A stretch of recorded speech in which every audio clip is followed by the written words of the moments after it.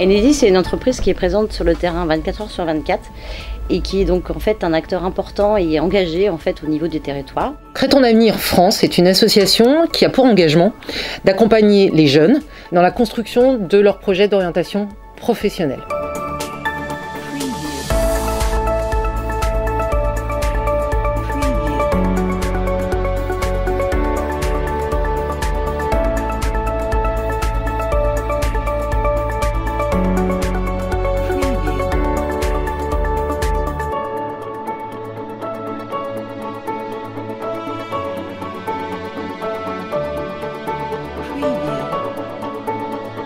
On a appris beaucoup de trucs par rapport à Enedis, les définitions, que signifie Enedis, combien il y a d'employés. Ce que je vais vous demander, c'est de me dire tous les services d'entreprise. Les services d'entreprise, c'est tout ce qui compose l'entreprise. Enedis s'occupe de quoi?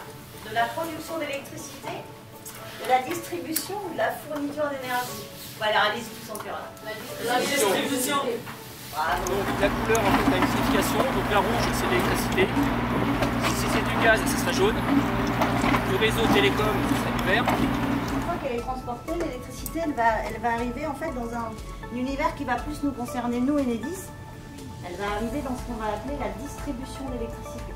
On a interviewé des personnes, des salariés d'Enedis, on leur a posé des questions. On leur demandait qu'est-ce qu'ils aimaient dans leur travail, qu'est-ce qu'ils font. On m'a parlé des jeunes qui sont au collège, leur premier stage. Une approche du domaine du travail, en fait, pour eux, c'est quelque chose d'inconnu pour eux. Des professionnels qui sont généralement, et on peut le dire tous, passionnés de leur métier et qui finalement transmettent aux jeunes de manière très concrète ce qu'ils font au quotidien et l'envie de faire tel ou tel autre métier. Je voulais transmettre mon parcours que j'ai fait pour rentrer chez Enedis. La plupart, ils n'ont pas eu des bons parcours scolaires, mais ils ont réussi à avoir un bon métier. J'aurais expliqué un petit peu les règles de vie, notamment sur les retards. Curieux, assez ouvert, un peu timide aussi. La plupart des personnes qui nous ont interviewés savent ce qu'ils veulent faire plus tard. Enfin, ils ont déjà une idée en fait. Il y en a un qui me dit moi j'aurais plus du tout de congé annuel parce que sous-entendu je suis tout le temps en retard. Nous avons fait un entretien d'embauche sur quel métier on pourra faire plus tard. Il fallait jouer le rôle de l'entreprise dans laquelle ils postulaient pour un emploi ou un stage. Comment parler, bien détailler ce qu'on fait. Quel est le parcours de formation que je devrais déterminer? Comment je peux me rapprocher de ces métiers pour m'en faire une idée la plus fidèle possible? Vous avez un potentiel en vous. Quoi que vous soyez, que vous ayez des difficultés en classe ou pas, que vous soyez dans des contextes difficiles ou pas, vous avez tous aujourd'hui des compétences et ces compétences, elles feront le lien naturel avec le monde professionnel.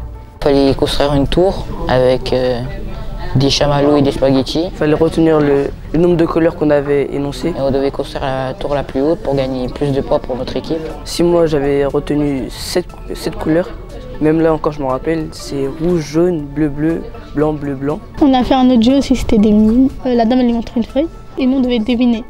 L'idée de ce projet, c'est de faire en sorte qu'ils fassent une restitution de ce qu'ils ont appris. Il fallait choisir un métier de l'entreprise Enedis et il fallait le valoriser. Chaque personne avait une tâche à faire. On a utilisé la compétence travail d'équipe.